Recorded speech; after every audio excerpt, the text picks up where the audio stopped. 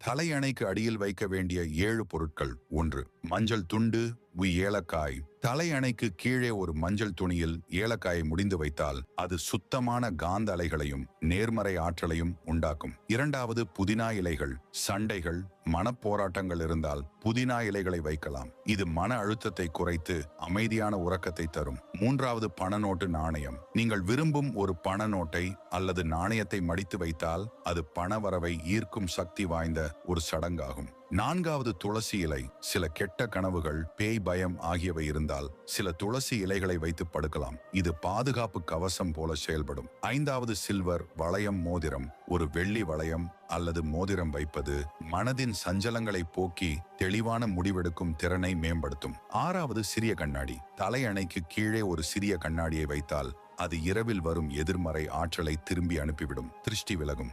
7. Paper பேனா. உங்களுக்கு தீராத